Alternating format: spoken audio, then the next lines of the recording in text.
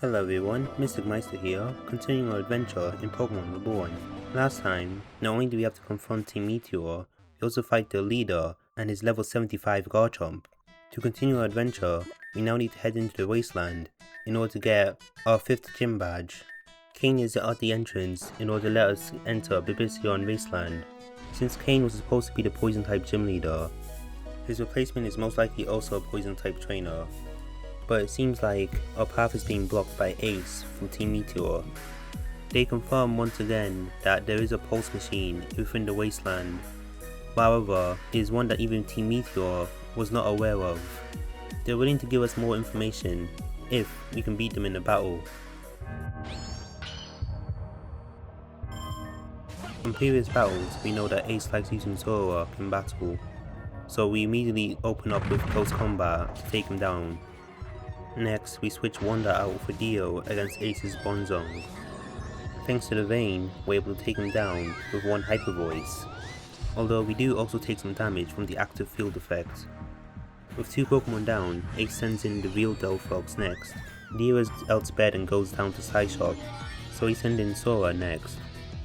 When we try to put Delphox to sleep with Yawn, Ace switches out his Pokemon when we switch out to Lilo. We use Draining Kiss against Clefable, while it sets up for Belly Drum. Lido ends up going down to Meteor Mash, but we are able to take him down afterwards with Sora and some air slashes. We send Wanda back in against Mismagius, and almost take him down with Play Rough. Although we took some damage from Shadow Ball, we are able to get the KO with another attack. Ace's penultimate Pokemon is Honchkrow, and we take him down with 2 air slashes from Sora. With this, Ace is down to their final Pokemon, Delphox. We do as much damage as we can with Sora, and then send in Root to finish him off. First, we put Delphox to sleep, and then we fire off 2 Moonblasts, and finally defeat Ace. With the battle over, Ace confirms that the Pulse Machine is a prototype, and it's completely optional for us. We can absolutely just ignore it. After all, Team Meteor has no use for it, and it's not causing any problems in the region like the other machines. With this information, Ace takes her leave, allowing us to traverse through the wasteland and enter the gym.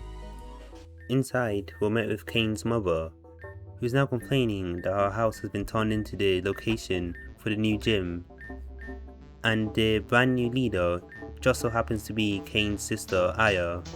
We head inside the arena to find out that Fern was a trainer battling Aya just before us.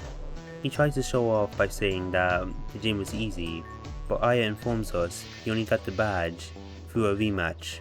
Another visitor then shows up, and it turns out to be Hardy, the Rock-type gym leader. He's come over because he wanted to introduce himself to the new gym leader. We also learn that Hardy and Fern know each other because their sisters happen to be friends. Aya takes her leave to heal her Pokemon, so Fern decides to challenge us to a battle in the meantime. We open up the fight with Wanda, and use Ice Fang against Fern's Rhydon. I use Close Combat next in order to deal some more damage, but we still fail to get the KO, but fortunately Rhydon misses the Stone Edge, so we can hit back again with Ice Fang once more. We send in Dio against Crocodile, and immediately flinch when we get hit by Thunderfang. With just 2 HP left, we're able to get the KO with Hyper Voice. Pokemon number 3 is Roserade, so we send in Sora for a super effective Air Slash, but we immediately put to sleep with Sleep Powder. After taking some heavy damage, we're eventually able to get the KO. We send in Rhyme against Cypher, hoping to get the KO with some rollouts, but the Technician boosted wing attacks were just too much for her. We then send in Lilo to set up with Growth, and finish Cypher off with Draining Kiss. Before going down, Lilo does deal some chip damage to Decidueye, allowing Wanda to get the KO. Fern's final Pokemon Fracture gets taken out by Sora, thanks to some flinches from Air Slash. After the battle, Aya is now ready for the gym battle between us. Just like with Corey, Aya also uses Poison-type Pokemon, and fights in a double battle format. Last time, however, not all our Pokemon were fully evolved, and we still had some Pokemon who weren't Fairy types yet, giving us a slight advantage. Not to mention, we were also slightly over leveled before. Despite this, I still tried to use the same strategy as last time, where we changed the fuel effect to something more beneficial to us, but even with this advantage, we're barely able to put a dent in Aya's team. We eventually lose the battle, and after repeated attempts, I decided it's finally time to EV train our Pokemon. Now we're much more prepared for this rematch. We open up the fight the same way we did the first time, with Wonder and Rhyme. We take a double Sludge Wave. However, we do take Nidoqueen down to half health with Ice Fang and set up Misty Terrain, allowing our entire team to get a boost in special defense. Next up, in order to take down Nidoqueen, we heal Wonder and let Rhyme go down. Aya then sends in her Salazzle, so we send in Dio.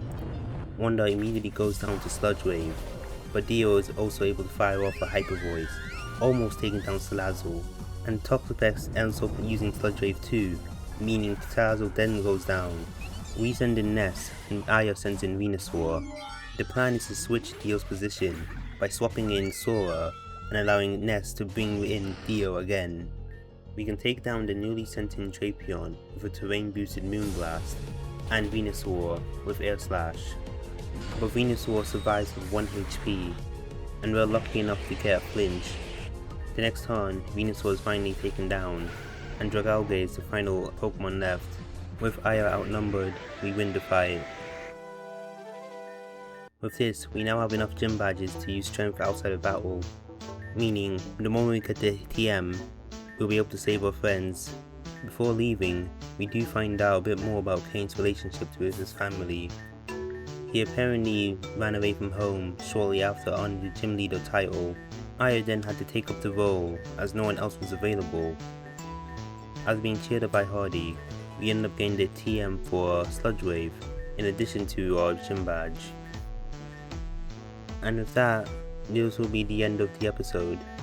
Be sure to like, comment and subscribe for more, and next time we'll be hopefully getting the TM for strength and rescuing our friends from Team Meteor.